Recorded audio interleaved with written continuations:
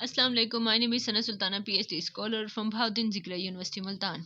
अच्छा गाइस, आप लोगों को याद होगा हम लोगों ने मैं आपको इस पे इंट्रोडक्शन आपको दे चुकी हूँ प्रीवियस लेक्चर्स में।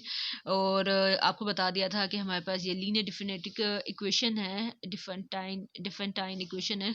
और ये इक्वेशन हमारे पास गिवन होती है और हम लोगों ने इसका इंटीजर सोल्यूशन फाइंड करना होता है। सिर्फ एक शर्त हम लोग चेक करते हैं कि हमारे पास ये जो जीसीडी निकलता है ए और बी का, वो सी को डिवाइड करना चाहिए। अगर सी को डिवाइड करता है तो फिर आप एक्स नोट और वाई नोट की तलाश में निकलते हो। और जब आप एक्स नोट और वाई नोट निकाल लेते हो वो वही इस इक्वेशन का सोल्यूशन होता है, इंटीजर सोल्यूशन होता है। और फिर आप सोल्यूशन सेट बना लेते हो। आपका मतलब एक इक्वेशन नहीं, सिंगल इक्वेशन नहीं निकलता, आपके बेशुमार सोल्यूशन निकल सकते हैं। ये सोल्यूशन सेट आप लोग बना सकते हो। जैसे कि अब हमारे पास ये इक्वेशन है, ये मैंने आप लोगों को असाइनमेंट पे करने के लिए दी हुई है ना, कि इसकी असाइनमेंट्स आप लोग बना के दिखाओ मुझे। तो अब ये इक्वेशन है, इसको इक्वेशन नंबर 1 बोलती हूँ। यहाँ से आपने ए पकड़ लिया, बी पकड़ लिया, सी पकड़ लिया। अब सबसे पहला काम ए और बी का हमने जीसीडी निकालना है। आप इनका जीसीडी देखेंगे तो हमारे पास, जब आप इनका जीसीडी निकालेंगे तो ये, इसे अगर हम पॉजिटिव भी कर लें तो कोई फर्क नहीं पड़ता। आप इनका जीसीडी निकालेंगे तो इनमें कुछ भी कॉमन नहीं आएगा क्योंकि ये रिलेटिवली प्राइम है। तो ये हमारे पास आंसर आ जाएगा 1। तो और 100% इस नंबर को मल्टीप्लाई कर रहा होता है। तो so we can find x naught and y naught. अब ये कंडीशन सिर्फ हमने चेक करनी होती है। ये कंडीशन सेटिस्फाई हो गया तो यस, हम एक्स नोट और वाई नोट फाइंड कर सकते हैं। अब कैसे फाइंड करते हैं वो अब आप लोगों को दिखाती हूँ। ये देखो, मैंने 49 अंदर रखा, 23 बाहर रखा। इसको डिवाइड करना शुरू हुई 2 टाइम्स, ये हमारे पास आया। और आप इसको माइनस करेंगे 3 आ जाएगा।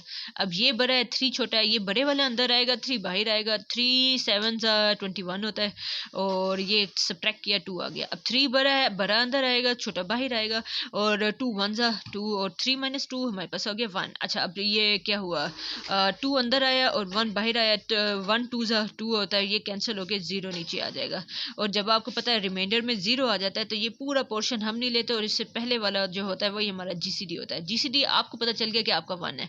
अब इन इक्वेशंस को जरा लिखो। इस इक्वेशन को हम लिख सकते हैं, इस इक्वेशन को हम लिख सकते हैं, इस इक्वेशन, 3 इक्वेशन हमारी बनेंगी, वो लिखते हैं। जो 49 इज इक्वल है 23 टाइम्स 2 प्लस 3। ये देखो, इसी इक्वेशन नंबर 1 बन गई। अब इसको लिख सकते हैं 23 is equal to 3 times 7 plus 2। ये लिख दिया, इक्वेशन नंबर 2 बन गई। अच्छा, इसे लिख सकते हैं 3 इज इक्वल टू 2 टाइम्स 1। अच्छा, 2 टाइम्स 1, इसको हम लिख सकते हैं, ये हो गया क्या, 3 is equal to 2 times 1 plus 1।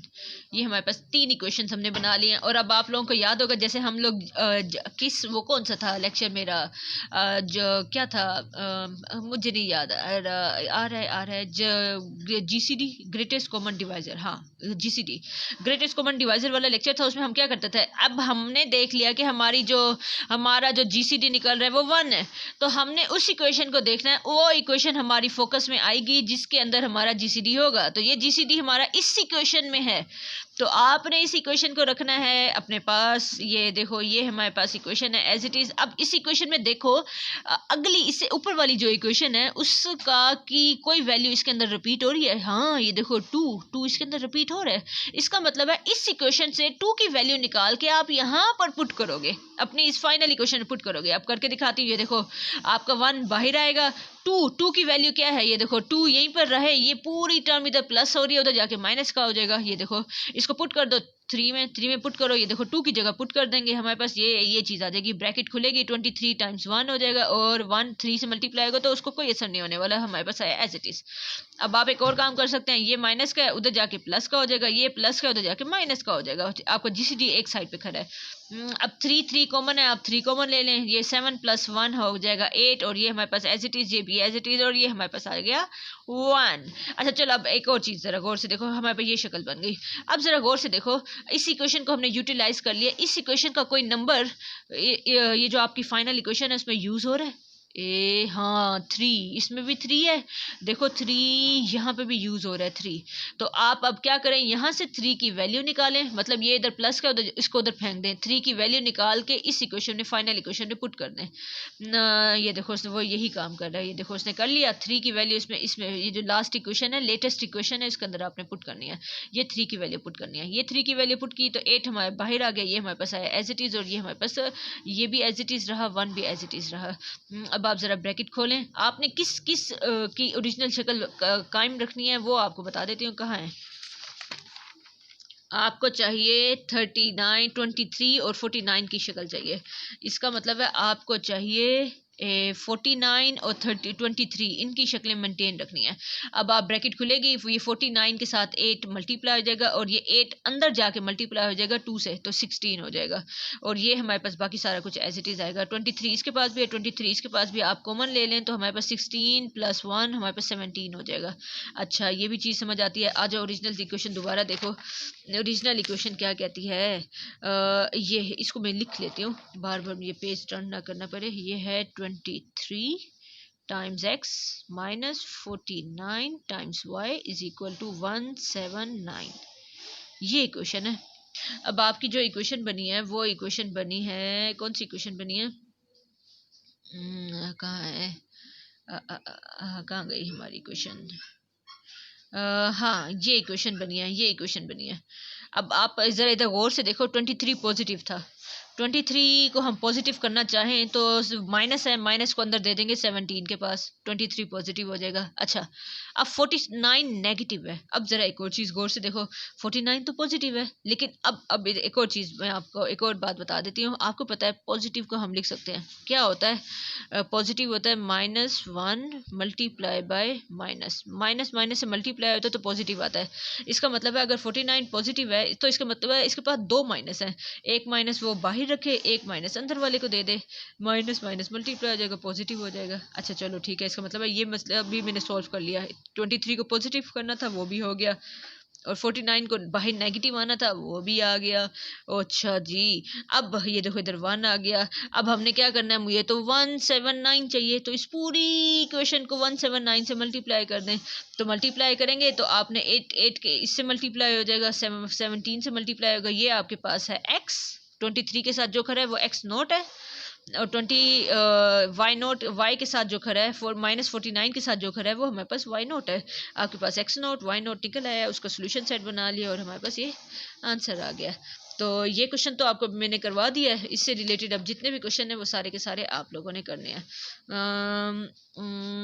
ठीक है जी, ये भी अच्छा है, इसको भी मैंने स्टार्ट ही किया था। इसका हिंट आपको दे देती हूँ। ये 49 था, ये इसको अंदर रखा, इसको एक इक्वेशन, दूसरी इक्वेशन, तीसरी इक्वेशन, चौथी इक्वेशन, ये 1 हमारा जीसीडी इनका है, इन दोनों का जीसीडी हमारा 1 है।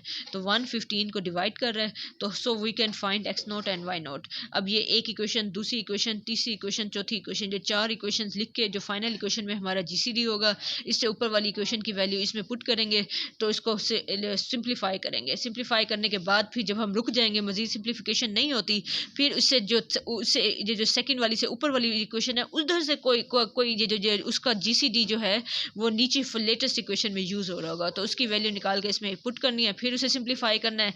इस तरह करते ऊपर वाली वैल्यूज आप पुट करते जाएंगे तो एंड में हमारी ये वाली शक्ल बन जाएगी, ये वाली शक्ल बन जाएगी।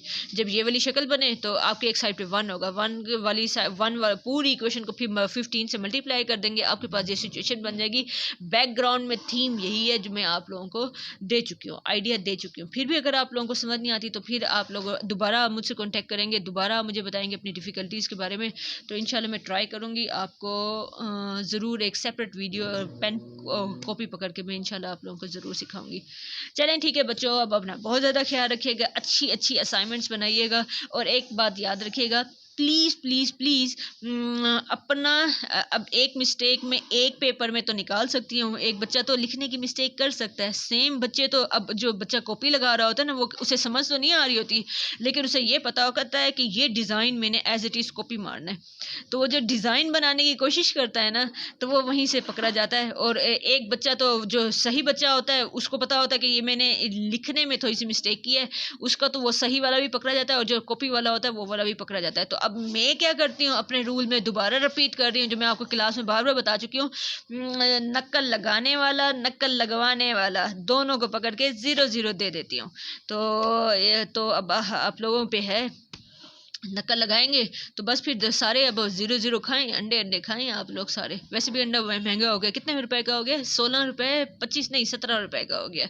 हाँ 16.25 का मतलब 17 का ही हो गया, कौन अपना 25 रुपए छोड़ेगा। तो खैर, अवाम बेचारी अपना 75 पैसा देगी मुफ्त में। चलें ठीक है बच्चों, मैं चलती हूँ, इंशाल्लाह मिलते हैं अपने नेक्स्ट लेक्चर में मिलती हूँ। तब तक अपना बहुत ज़्यादा ख्याल रखिएगा। अल्लाह हाफिज़।